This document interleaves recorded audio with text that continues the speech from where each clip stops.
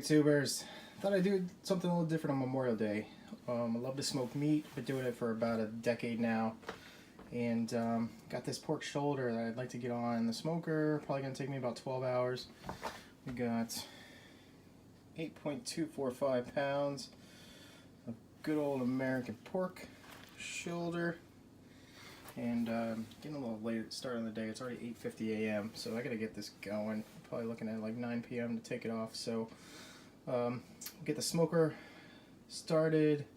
The chips are already being soaked. These are, let's see here, got the cherry wood going. And we'll check back in once we get the smoker going. All right, welcome to my backyard and the smoker here. We've got gas on the left, nice barrel smoker on the right hand side. Lowe's had put this together for me. I added this barrel. Oh man, you can probably hear the raindrops kicking up too. That's okay. It's like 60 degrees today, rainy. I thought this was gonna be stopping, but this is what the inside looks like. I'm gonna give her a little cleaning because this is the first time I'm smoking all season. This is the offset smoker. All right, let's get some coals fired up. Okay, just got the chimney starter going. Usually I was gonna take a peek in, but there's just a little too much smoke. I like to do about 2/3 of a stack of a chimney and then layers about 10 to 15 coals on top of that, and that'll last me a good 2 to 3 hours per smoke. And you just fire up again, rinse and repeat for about 4 times. But got some shoulder to rub down now, so let's head back inside, see what that's like. This is probably my least favorite part of smoking a shoulder, is taking off this skin cap. So I'm in the middle of doing that before we do the rub, and just want to show everybody what that's like. It's kind of a pain, but you got to do it or else the rub won't stay on and the meat will not get its smoke ring there. So let's finish this up and we'll come back and show you the rub. Alright, so we've got the shoulder all cut up with the skin off, and got my glue ready to go, which is yellow mustard. Now people always ask, does this impact the flavor of the meat? And you can never taste the mustard once it's basically cooked off. So I've got my rub all made up here. A lot of people say I've got a top secret rub and I'm not telling you what's in it. Well, most of them are very basic anyway. Mine is salt, pepper, brown sugar, paprika, onion powder, garlic powder, and cayenne. And that's pretty much it. Now, and a dash of cinnamon. That's my secret ingredient at all. So we've got this ready to go, and let's start gluing it on, shall we? Alright, so I did about 2 to 3 ounces of mustard on the first side here. I'm probably going to need both hands to get this fully done, but what you do, basically just make sure your glue is all spread out over every nook and cranny of the whole butt. Sorry for moving around there.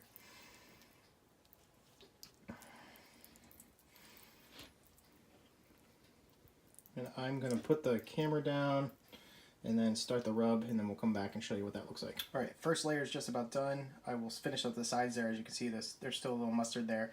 But I need to flip it over and do the backside. That's going to be it for videoing the prep work. I think my coals are just about ready to go, so all of it will be timed perfectly. The wood has been soaking for about a half hour, so we are ready to get her on the smoker.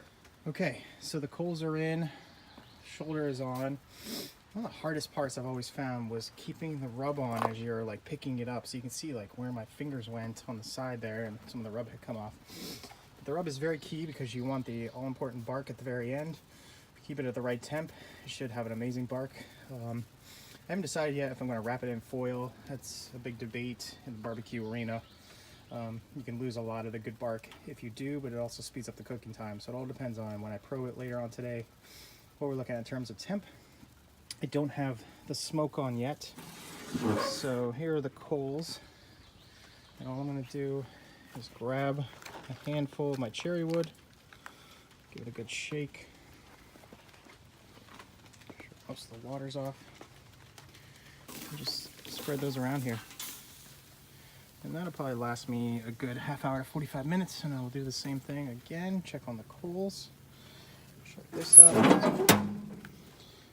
I'll show the top of the smoker. I like to give the chimney a little crack there, so that's good. Temperature will rise here. It was up to about 250 earlier when I had the coals going, and that's what I'm shooting for. I like 250 to 275. And yeah, we'll check back in probably about 3 hours. You can already see some of the smoke coming through, and smelling delicious. Talk to you soon. Got my trusty helper out here with me today. This is Guster. Loves when we're hanging out outside doing barbecue. Guster the corgi. All right, checking in about 20 minutes after we got the fire going and the meat on. Sitting at about 280. Sorry, there's a glare there. It's still running a tad high, but it'll be going down probably in the next half hour or so. Got a faint hint of smoke still going there. Not sure if you can see that or not, but I'm gonna throw some wood on after I show you this part. So there aren't too many more secrets involved. All I've got is a little apple juice spray, and I'm gonna mix in some Jameson Irish whiskey into it. And then we've got the master probe that I'm always using, because this is key. I usually pull it off the fire above 190 degrees, and that's what takes so long to get to that point. 190 is pretty hot, and that's when it'll start pulling apart for you. You can see it's highly accurate. I gotta set the temperature on there, but it's 56 degrees outside right now at the end of May, which is kind of stinky. But yeah, let's get this mixture going, and I'll show you the spray that I put on. All right, so we're a little over an hour in. Got the apple juice squirter ready to go. I just added a few more coals on top. Still holding about 225. I think it was a tad higher than that when I opened up the side, but I like to do this squirting quickly because you're gonna let out a lot of heat. I just got the smoke rolling again, so you can see that coming out the side. Already starting to form a tad bit of bark there. So just gonna squirt all around.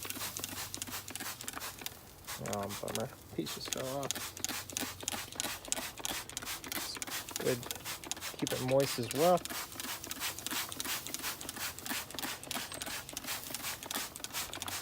And we're just gonna shut it right back up. That's pretty much it. Alright, see you again in a few hours. Okay, so just hit the 6 hour mark. Temps kind of down, but we're looking good here. I'm gonna probe this while I have it open too.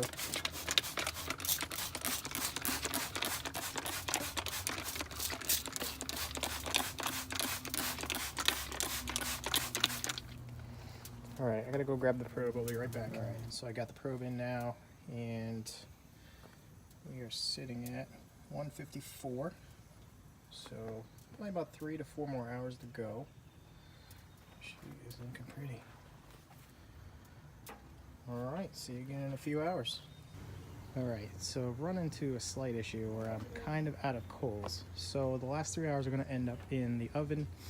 It's totally fine. I've done this many times. It's not really cheating because it's already got the smoke in it. There's no way you can really get any more in.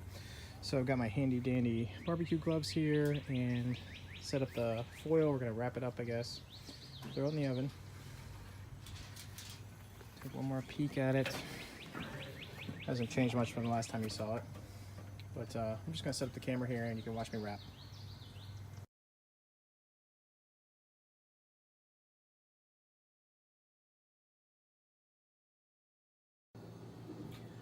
This is exactly 10-hour checkup. It's been in the oven for about 3 hours, so I'm searching for like a 195 temp, and then I'll let it rest for like an hour. Also, shout out to Joel Gavastas, local Woburn honey maker. He's got some of the best honey I've ever had, so if you're ever in the area, definitely check him out. Got the phone number there for you to call him. All right, check back in like an hour. So here we are, moment of truth. The whole thing has been resting for about an hour outside of the oven. Here is the time, so we're a little over 12 hours for the whole smoke, including the rest time. This might be difficult to do with one hand. At least you can see what it looks like.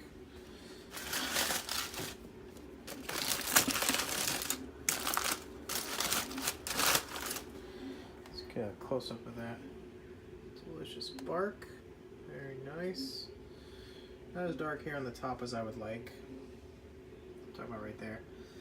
But yeah, this is gonna pull instantly. So let's see what I can pull some apart here. Look at this. Came off at 197. Was when I finally put it out to rest. Just melting apart. Amazing. Got this nice smoke ring there.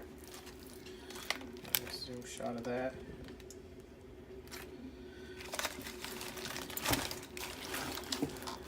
Oh man, it's like butter.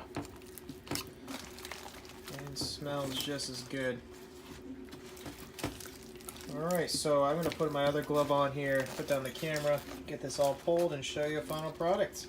We are all pulled up. Last look in here. Let's see some shadows as I move around, but I think mainly once you got the bone out and take the skin cap off, you're looking at about 4 to 5 pounds of meat from an 8-pound piece of Boston butt.